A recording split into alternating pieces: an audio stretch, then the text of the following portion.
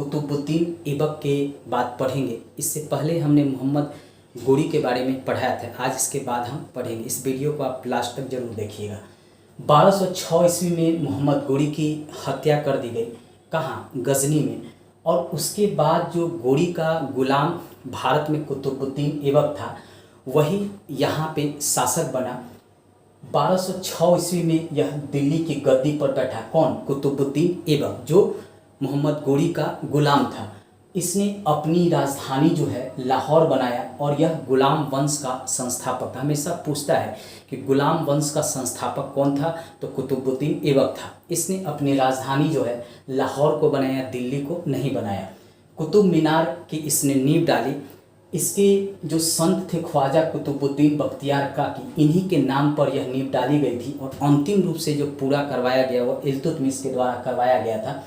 इसने दिल्ली में कुब्बत उल इस्लाम मस्जिद की स्थापना कराया। किसने? कुतुबुद्दीन ऐबक ने। हमेशा प्रश्न पूछता है कि दिल्ली में कुब्बत उल इस्लाम मस्जिद की स्थापना किसने करवाया था, तो याद रखिएगा कुतुबुद्दीन ऐबक ने करवाया था।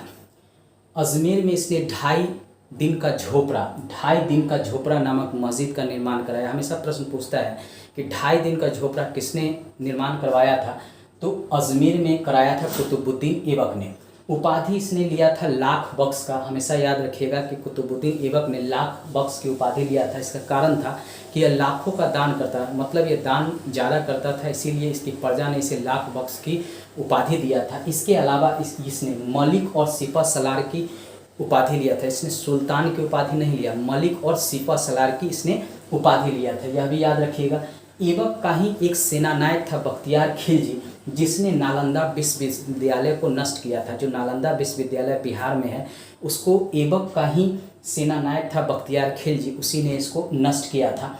ऐबक की मृत्यु 1210 में चौगान खेलते समय घोड़े से गिरकर हुई थी। कई बार प्रश्न पूछता है कि ऐबक की मृत्यु कैसे हुई थी, तो ऐबक की मृत्यु 1210 में चौगान खेलते समय घोड़े से गिरकर इसकी मृत्यु हो गई थी।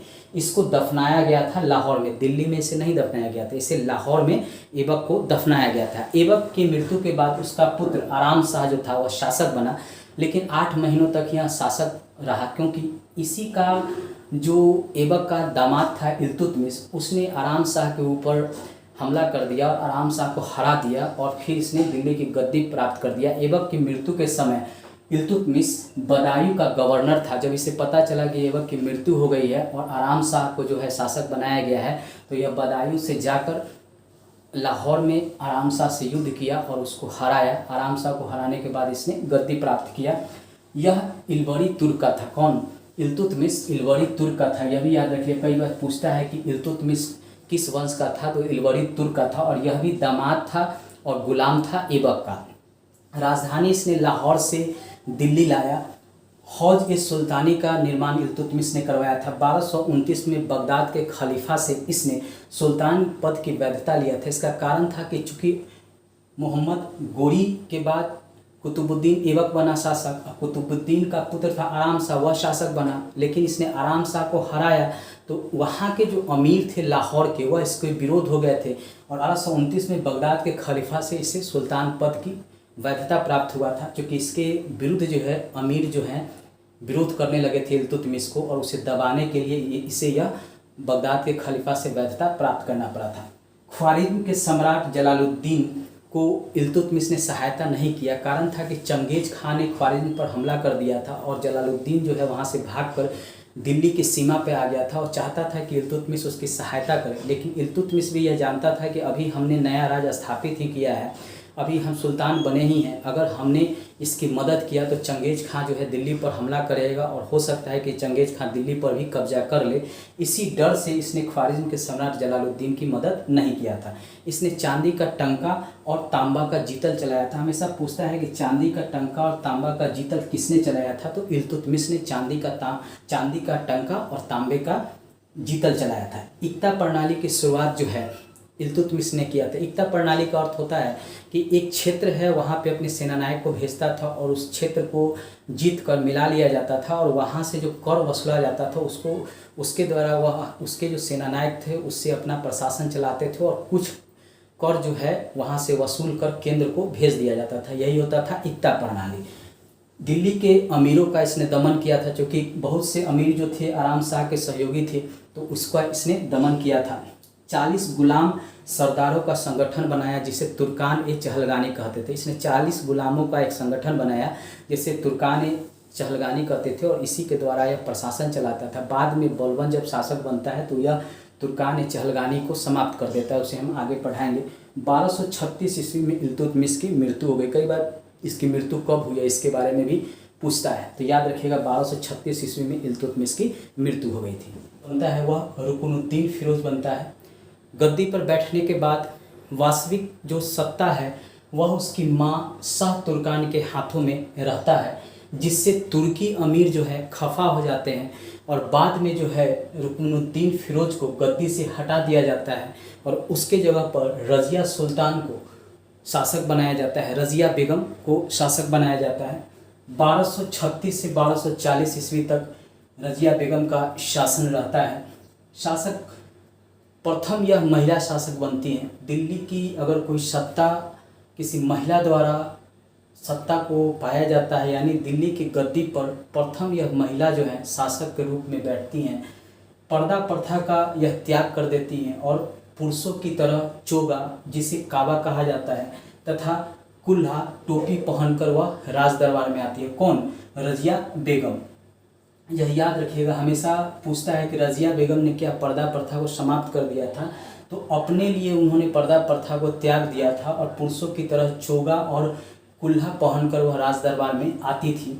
रज़िया ने मलिक जलालुद्दीन याकूब को अमीर ए आखुर घोड़े का सरदार नियुक्त किया था।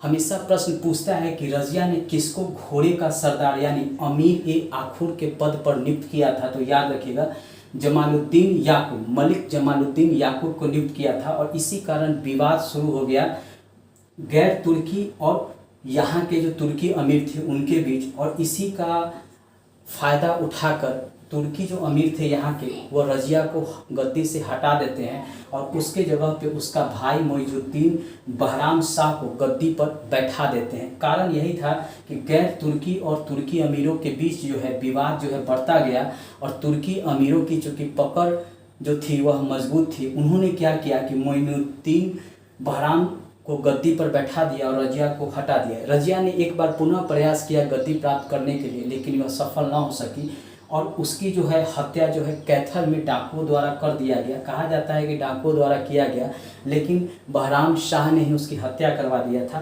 रज़िया ने शादी अल्तुनिया के साथ किया था। यह भी प्रश्न पूछता है कि रज़िया ने शादी किसके साथ किया था, तो अल्तुनिया के साथ किया था।